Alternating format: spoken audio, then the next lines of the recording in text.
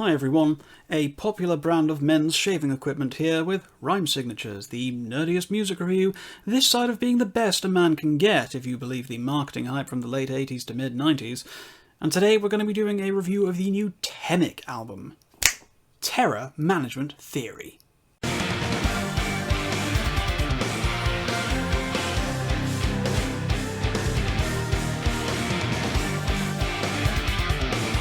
It is an often established idea that with every door that closes, another one opens, and this rings very true within the music industry. A few years ago, my beloved Haken announced the departure of long-standing keyboardist Diego Tejeda, and I was of course deeply distressed by this news given how much of his style felt so intrinsic to the band and their stamp on the progressive metal world. I mean, yes, Haken did bounce back with their original keys player Peter Jones returning to the fold with their latest album Fauna that came out earlier this year, and the band stabilised themselves, preventing a total collapse, a fact of which I was extremely relieved about.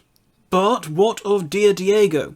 I must admit I was very curious as to where he was going to end up, as for a man of his considerable talents to disappear into the progressive ether would have been a major blow to the genre. Consider my delight then when Temic announced their inception into the world, a multi-part venture between Diego and guitarist Eric Gillette, with Frederick Klemp on vocals, drummer Seaman Sandness, and guest bassist Jacob Umansky of Intervals rounding out the roster. Now I'm hesitant to call Temic a supergroup, but there are certainly elements of this verging on such a thing. I suppose they're a supergroup insofar as bands like Soen are. The pedigree is there, but it's not quite to the same extent as bands like, Transatlantic. But yes, Diego had landed on his feet, and with one of my favourite guitarists of all time, no less. Eric's work in the Neil Morse Band is the stuff of legends, and to describe him as one of the all-time greats of modern progressive rock would not be an unjustified label. Some of his compositions, his solos, his emotive and intimate playing style has brought tears to my eyes and chills to my spine on multiple occasions. So what happens when you combine my favourite keyboardist with my favourite guitarist in a brand new venture?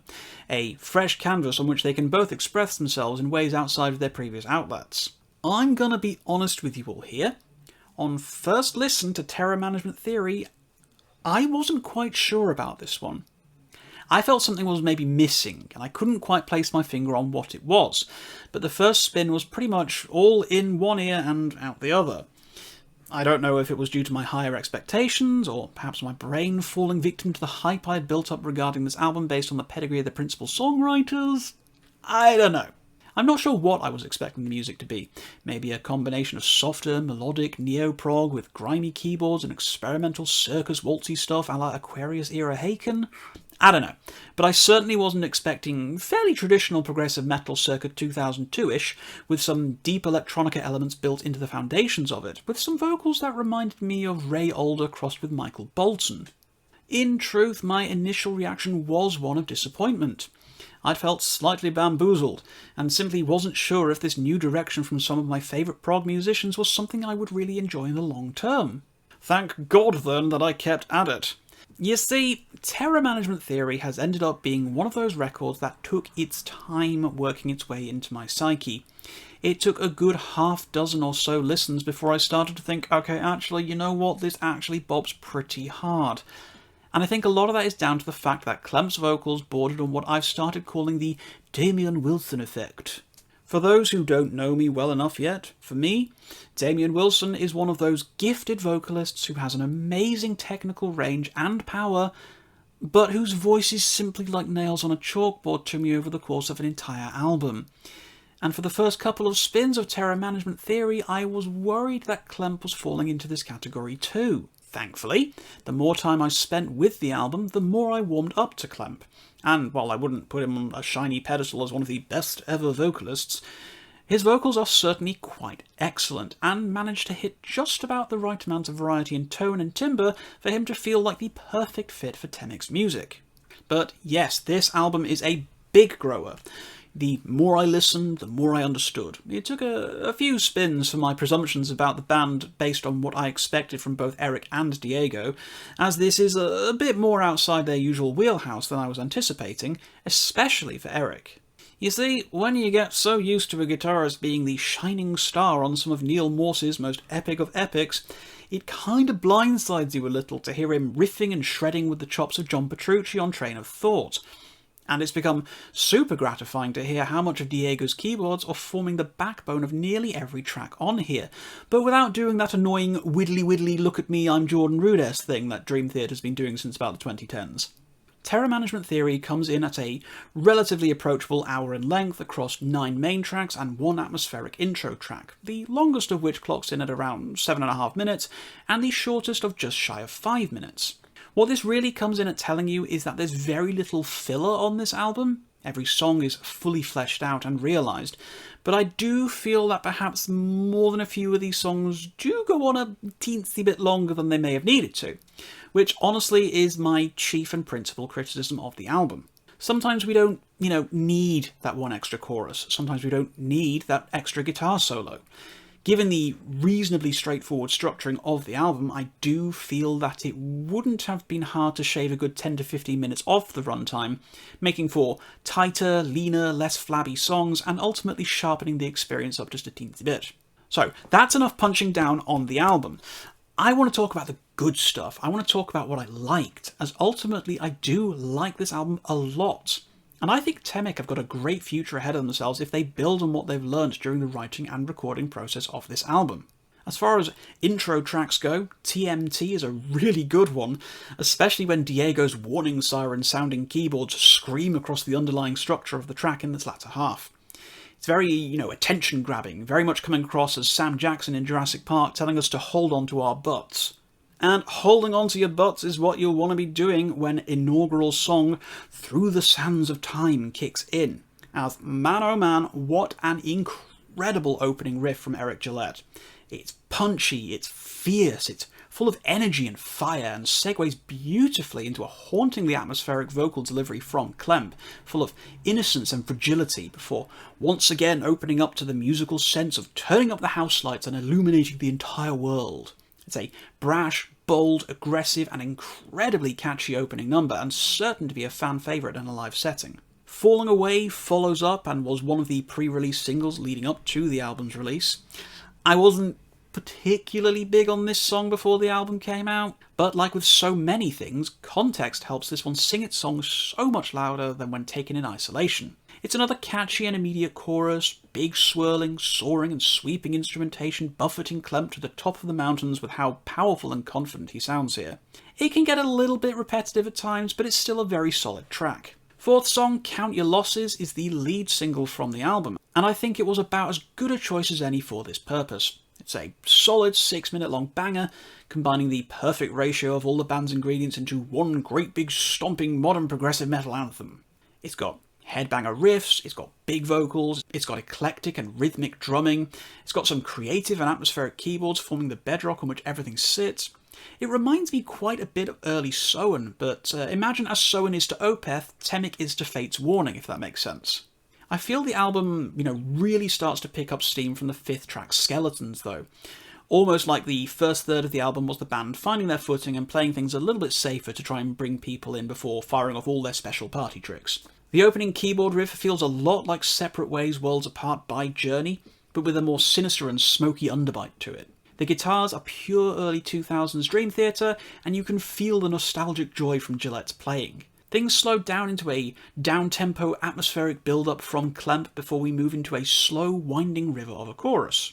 We're then treated to some absolutely wonderful funk-filled slap bass from Umansky, which really makes the song pop on repeated listens.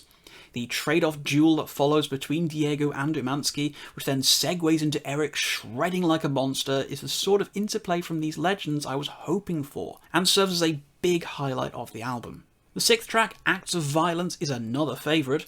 Mournful keys and delicate vocals open the song, giving the listener a needed break in tempo and intensity.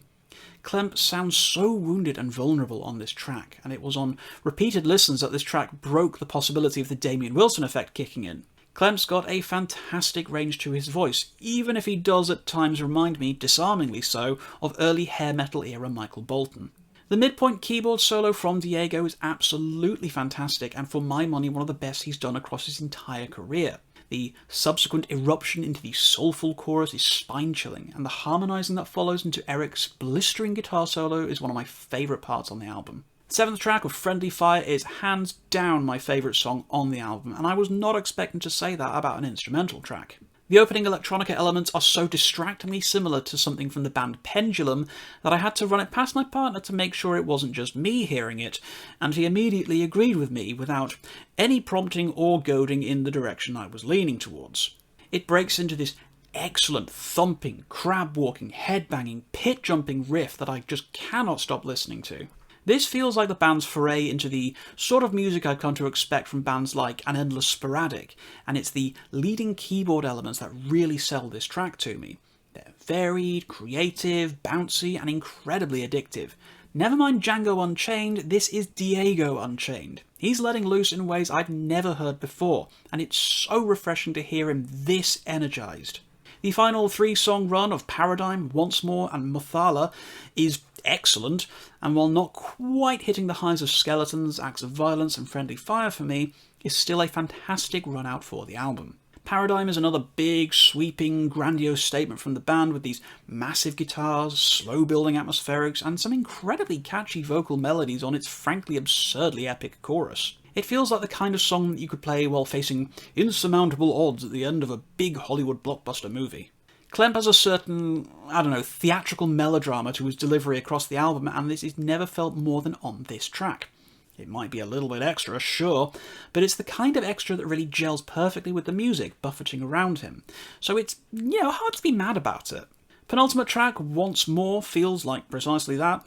There's a sense of winding up for the big pitch on this song, pushing forwards with their established identity over the album. But there's this feeling that they're hyping the listener up for one last big hurrah before the stage lights come down and the crowd all has to do that, awkward filtering out of the venue doors all at once before finally tasting the sweet freedom of the cold night air. It's a fine enough track, some great melodies, interesting keyboards, and a great sense of, a bit of an 80s hair metal vibe going on to it. But it's the final track of Muthala where the band really does drop the mic and scream, "Good night, current city of the tour, we love you." In classic prog metal style, Muthala is the longest song on the album, because it's the last one, and of course it is. It's a big song, a powerful song, and certainly feels like a reward for the last 50 minutes or so of your time.